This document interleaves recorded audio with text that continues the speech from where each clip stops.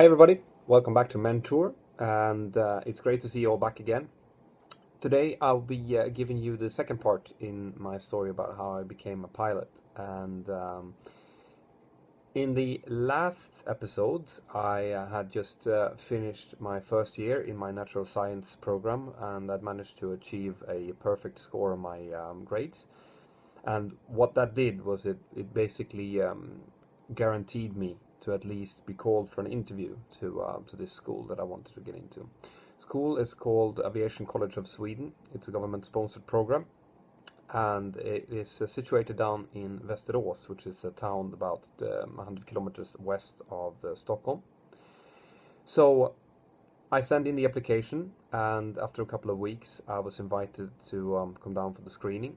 So I flew down, and I was picked up at the actually I flew down and then took a train to Västerås. So I was picked up at the train station by a former student that was taking me to the dorm rooms, because obviously this school takes in people from all over the country.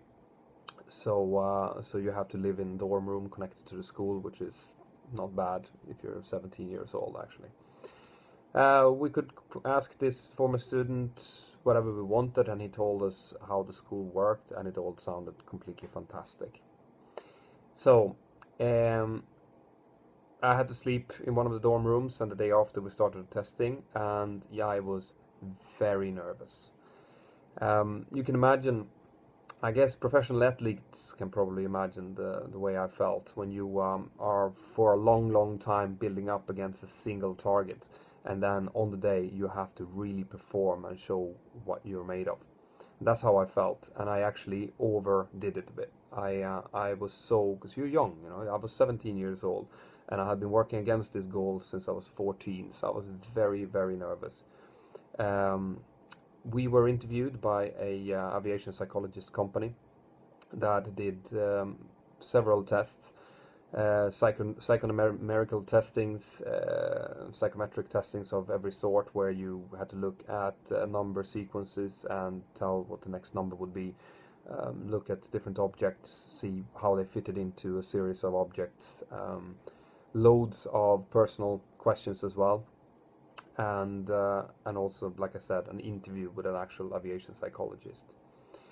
And that aviation psychologist, she really grilled me.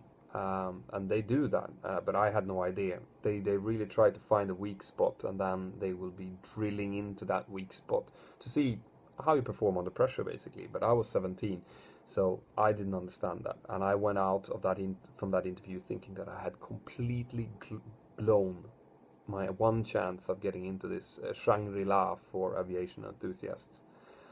So I went home. They didn't say anything, and I was devastated. I really thought that there was no chance. Based on that interview and based on how I thought that the tests went, I didn't think that I had any chance to get in. So it was a very dark beginning of the summer. But anyway, one day when me and my dad was going up to do some fishing up in the mountains, my mom called, and she called my dad and said that the letter had arrived with a decision. So he stopped. He didn't tell me anything. He stopped, took up the film camera, and he gave the phone to me. And my mom opened the letter, and I had gotten in. I have never been so pleased in my entire life up until that point.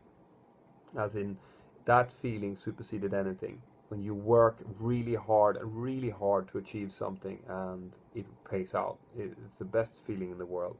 And that's why I'm telling you guys to really fight to try to achieve your goals, because there's nothing like the sense of accomplishment when you've been working hard for something and you actually achieve it.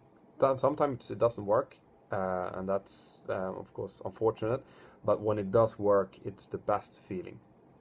So anyway, since I gotten in, I had to get myself a dorm room down there, and in the beginning of let's see now, it was August 1997, I took a trailer together with my family, and I went down and installed myself in one of the dorm rooms connected to this school. And on the Monday, I met up with my future classmates.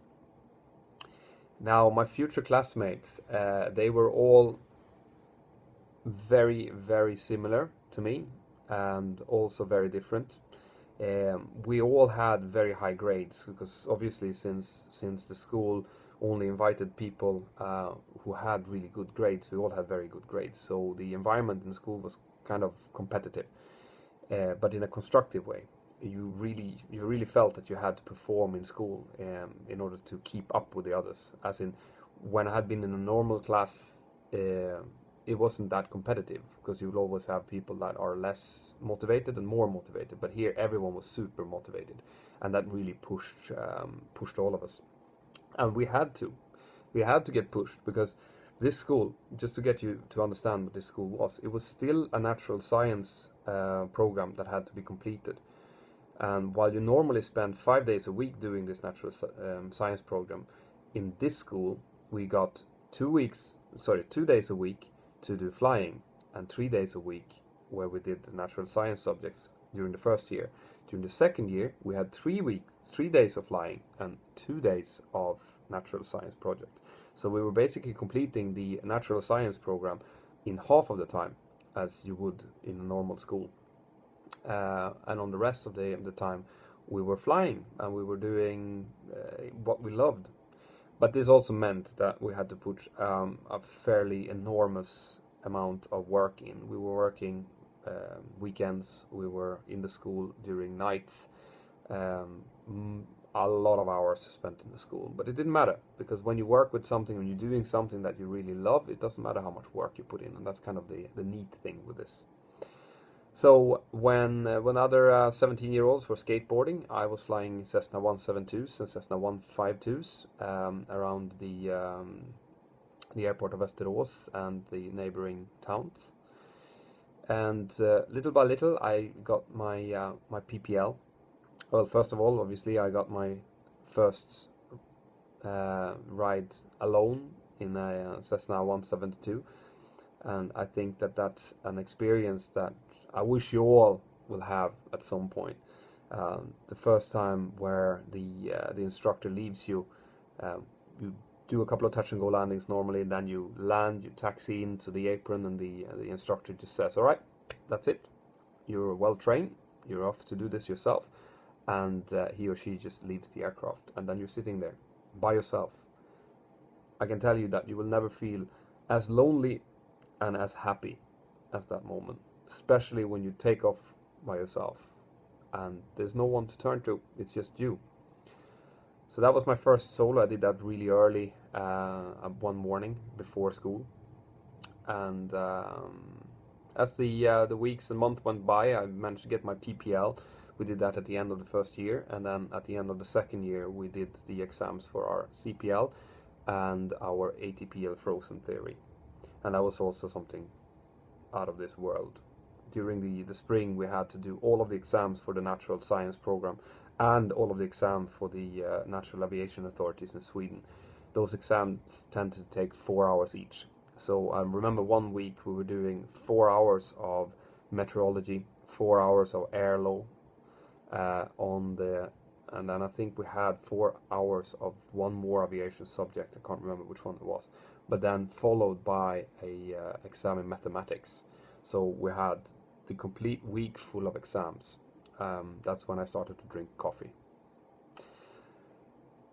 Anyway, we got out. I managed to get out through this fantastic program with my CPL, my instrument rating, and my frozen ATPL theory, and also with fairly good grades in my natural science program. It was almost impossible to keep the grades as high as I had them, because obviously it was half the time, but I managed to keep it about a fairly good level. So for my next episode in this series, I'm going to be talking about how I got my MCC course and my multi-engine, because they were not included in the first course. They were included in a second course that you had to apply for separately, with less spots in it. But I had to do my military service that we did during that time in Sweden before I could apply for the second part.